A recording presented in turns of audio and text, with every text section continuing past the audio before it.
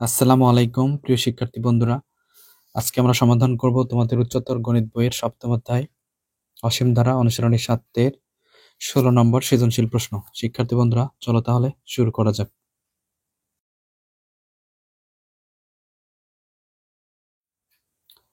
প্রিয় শিক্ষার্থী বন্ধুরা, দেখো 16 নম্বর প্রশ্নটি হচ্ছে, একটি গুণোত্তর ধারার 3টি ক্রমিক পদের সমষ্টি 24 সমস্ত 4/5 এবং গুণফল 64।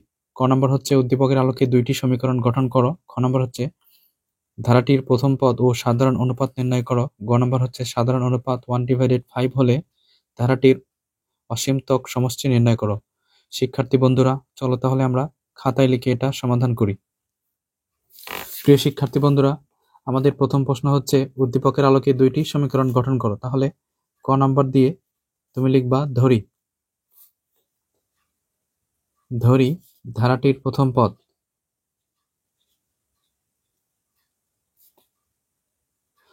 আমরা প্রথম পদকে এ দ্বারা প্রকাশ করি। এবার ধারাটির সাধারণ অনুপাতকে আমরা আর দ্বারা প্রকাশ করি। এই দুইটা তুমি মান ধরে নিবা। এবার যেহেতু বলছে ক্রমিক পদ, 3টি ক্রমিক পদ, তাহলে 3টি পদ আমরা আগে লিখে নেব। 3টি ক্রমিক পদ। শিক্ষার্থী বন্ধুরা, 3টি ক্রমিক পদ হচ্ছে, প্রথমে একটা হচ্ছে এ, আরেকটা হচ্ছে এ আর এবং আরেকটা হচ্ছে এ আর স্কোয়ার। এই তিনটা হচ্ছে আমাদের গুণোত্তর ধারার পরপর 3টি পদ। বন্ধুরা, তাহলে ধারাটি কত হবে? তাহলে আমাদের ধারাটি কিন্তু হবে এই 3টা পদের যোগফল। দেখো, এই 3টা পদের যোগফল হচ্ছে আমাদের ধারা। শিক্ষার্থী বন্ধুরা, এটা হচ্ছে আমাদের ধারা। এখন শর্ত মতে আমাদের প্রশ্নে কিন্তু বলা আছে যে 3টি ক্রমিক পদের সমষ্টি অর্থাৎ যোগফল। তাহলে 3টি ক্রমিক পদের সমষ্টি হচ্ছে এ প্লাস এ আর স্কোয়ার, আর এটার সমষ্টি দেওয়া আছে হচ্ছে 24 সমস্ত 4/5। বন্ধুরা, এখান থেকে আমরা একটু এ কমন নেব। এ কমন নিলে থাকে 1 প্লাস আর স্কোয়ার, আর এটাকে আমরা সমস্ত আকারে ভেঙে নেব। তাহলে সমস্ত আকারে ভেঙে নিলে দেখো, 24 আর 5 গুণ দিলে হয় 120, 120 আর 4 যোগ করলে হয় 124, 124/5। এটা হচ্ছে আমাদের শিক্ষার্থী বন্ধুরা 1 নাম্বার সমীকরণ। একইভাবে আমরা দ্বিতীয় নাম্বার সমীকরণ করতে পারি, যে দ্বিতীয় নাম্বার বলছে আমাদের ধারাগুলোর গুণফল হচ্ছে 64। তাহলে আমরা ধারা যে 3টি পদ আছে, 3টি পদের আমরা গুণফল বের করব। তাহলে গুণফল হচ্ছে এ ইন্টু এ আর স্কোয়ার। এটা সমান লেখা যাবে 64, আমাদের মান দেওয়া আছে এই জন্য। তাহলে এখানে দেখো 1 2 3টা এ আছে, তাহলে এ কিউব, আর আছে দেখো একটা আর দুইটা, 3টা, 64। এবার বন্ধুরা দেখো, আমরা যদি এ আর কে একসাথে কিউব করে দিই, আর এখানে 64 মানে হচ্ছে 4-এর উপরে কিউব করে দিই, তাহলে কিউব কেটে গেল, থাকে হচ্ছে এ আর সমান 4। বন্ধুরা, এটা আমরা মনে করব 2 নম্বর সমীকরণ। শিক্ষার্থী বন্ধুরা, এই যে 1 নম্বর এবং 2 নম্বর সমীকরণ আমরা করে নিলাম। যেহেতু এটা একটি গুণোত্তর ধারা, তাহলে আমরা 1 নম্বর এবং 2 নম্বর সমীকরণকে, এই দুইটা সমীকরণ আমরা ভাগ দেব। তাহলে আমরা কি করব? প্রথমে 2 নম্বর সমীকরণ আর 1 নম্বর সমীকরণ আমরা ভাগ করব। তাহলে আমরা লিখতে পারি, শিক্ষার্থী বন্ধুরা, আমাদের দুইটা সমীকরণ হচ্ছে এরকম, a into 1 plus r square সমান 124/5, এবং 2 নম্বর সমীকরণ আমাদের কাছে a আর সমান 4। তাহলে আমরা কি করব? আমরা প্রথমে 1 নম্বর সমীকরণ ভাগ 2 নম্বর সমীকরণ করে নেব। যেহেতু এটা একটি গুণোত্তর ধারা, তাহলে গুণোত্তর ধারার ক্ষেত্রে আমরা ভাগ দিতে পারি। শিক্ষার্থী বন্ধুরা, তাহলে তুমি কি করবা? প্রথমে বাম পক্ষ যেটা আছে লিখবা a into 1 plus r square, ভাগ দিলা, অর্থাৎ নিচে একটা টান দিয়ে এ আর লিখবা, অর্থাৎ বাম পক্ষ নিচে বাম পক্ষটা লিখে দিবা। এবার একটা টান দাও, টান দিয়ে এই যে দেখো, ডান পক্ষ হচ্ছে 124/5, আর এটা হচ্ছে 4, নিচে দিয়ে দিলা। আমরা কিন্তু এটা ভাগ করলাম। এটা কেটে দাও, থাকে হচ্ছে 1 প্লাস আর স্কোয়ার ডিভাইডেড আর। এ পাশে দেখো 124/5 ইন্টু 1/4। এই 4 এর নিচে একটা 1 আছে, 1টাকে আমরা মনে মনে ধরে নেব, সেটা উপরে উঠবে আর 4টা নিচে চলে যাবে। এখন আমরা 1 এর নিচে 8 দিই, প্লাস আর এর নিচে 8 দিব, প্লাস আর স্কোয়ারের নিচে 8 দেব। এখন আমরা এই যে 124কে 4 দ্বারা ভাগ করব, তাহলে 3 4 12, 4 কে 4 31, তাহলে 31/5। এখন 1/r, এখান থেকে আর কেটে দিলাম, থাকলো 1, এখান থেকে একটা করে আর কেটে গেল, থাকলো একটা আর, 31/5। এই 1টাকে আমরা ডান পাশে পার করে নেব। তাহলে ডান পাশে পার করলে দেখো 1/r প্লাস আর 31/5, 1টা হয়ে যাবে মাইনাস। এখন আমরা 1/r প্লাস আর এখান থেকে লসাগু নেব 5, 5কে লসাগু নিলে 31 মাইনাস 5 5। এখান থেকে যদি আমরা লসাগু নিই, দেখো লসাগু যদি আর নিই তাহলে 1 প্লাস আর স্কোয়ার, আর এখান থেকে হবে 26/5। শিক্ষার্থী বন্ধুরা, আশা করছি তোমরা এটা বুঝতে পারছো।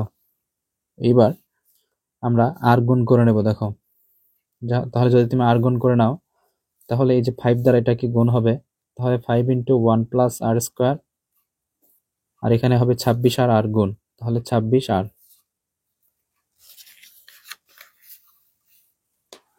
বন্ধুরা এবার আমরা 5 দ্বারা গুণ দেবো, তাহলে 5 প্লাস 5 আর স্কোয়ার সমান সমান 26 আর। এখন আমরা এটাকে সাজিয়ে লিখব, তাহলে 5 আর স্কোয়ার মাইনাস 26 আর প্লাস 5, 5টাকে পরে লিখলাম 0। শিক্ষার্থী বন্ধুরা, আমাদের এটা হচ্ছে একটা মিডল টার্মের উৎপাদকের বিশ্লেষণ।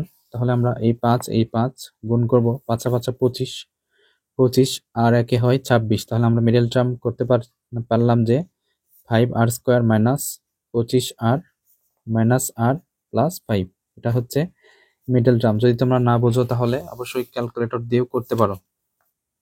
এখান থেকে দেখো আমরা 5কে কমন নেব, 5 এবং আর, তাহলে 5 আর কে কমন নিলে আর মাইনাস 5 5 25, এখান থেকে কিচ্ছু কমন নেই, 1 কমন নিলে আর মাইনাস 5, এই যে মাইনাসে প্লাসে মাইনাস সমান সমান 0। তাহলে আমরা কমনটা আগে নেব, আর মাইনাস 5, আর এখানে আছে 5 আর মাইনাস 1 সমান 0। এবার আর মাইনাস 5 সমান 0 এবং 5 আর মাইনাস 1 সমানও 0। এবার আর সমান সমান 5, এখানে হবে 5 আর সমান সমান 1, অতএব আর সমান সমান 1/5। দেখো শিক্ষার্থী বন্ধুরা, আমরা কিন্তু আর এর দুইটা মান পাইছি, একটা হচ্ছে আর সমান সমান 5, আর একটা হচ্ছে আর সমান সমান 1/5। এই দুইটা মানই আমাদের সত্য। তাহলে আমাদের বলছে যে প্রথম পদ ও সাধারণ অনুপাত নির্ণয় করো। তাহলে এখন আমরা প্রথম পদ বের করব। এই আর এর মানটা আমরা যদি আমাদের এই 2 নম্বর সমীকরণটা আছে এখানে যদি বসাই দিই, দেখো আর এর মান আমরা কি করব, 2 নম্বরে বসাই দেব। তাহলে আর এর মান 2 নম্বরে বসাই, তাহলে 2 নম্বর সমীকরণ আমাদের কাছে হচ্ছে এ আর সমান সমান 4। এবার প্রথম আমরা 5 বসাবো, তাহলে এ ইন্টু 5 সমান সমান 4। তাহলে দেখো এ সমান সমান হবে 4/5, এটা হচ্ছে একটা মান। আরেকটা মান আমরা বসাতে পারি। শিক্ষার্থী বন্ধুরা, এখানে তুমি লিখতে পারো যে আর সমান সমান 5 হলে, যেহেতু দুইটা মানই সত্য সেজন্য, এবার আর সমান সমান 1/5 হলে, তাহলে 1/5 হলে আমরা কি লিখতে পারি, দেখো এ আর সমান সমান 4, তাহলে এ আর এর মান হচ্ছে 1/5 সমান সমান 4। এবার এ সমান সমান এই 5 দ্বারা এই 4 কে গুণ হবে, তাহলে 4 5 20, 20। তাহলে শিক্ষার্থী বন্ধুরা, আমরা একবার পাইলাম প্রথম পদ হচ্ছে 4/5, আরেকবার পাইলাম হচ্ছে 20। এই দুইটা মানে হচ্ছে সত্য এবং আর এর মানও দুইটা মানে সত্য। তাহলে আমরা লিখতে পারি আর সমান সমান 5 এবং অথবা 1/5 এবং প্রথম পদ এ সমান সমান 4/5 এবং 20। এটাই হচ্ছে আমাদের খ নম্বর প্রশ্নের সমাধান। প্রিয় শিক্ষার্থী বন্ধুরা, গ নম্বর প্রশ্ন বলছে যদি সাধারণ অনুপাত 1/5 হয় তাহলে অসমিতক সমষ্টি নির্ণয় করো। তাহলে গ নম্বরে হচ্ছে সাধারণ অনুপাত লিখে নেব আমরা। সাধারণ অনুপাত আমাদের কাছে বলছে যে সাধারণ অনুপাত সমান সমান আর সমান সমান হতে হবে 1/5। তাহলে আমাদের যেহেতু মান আছে 2টা, সেখান থেকে আমরা 1/5 কে নিলাম। আমাদের গ নম্বরে কিন্তু এরকমই বলা আছে। নেওয়ার পরে আমাদের আরো দরকার হচ্ছে প্রথম পদ। প্রথম পদ a সমান সমান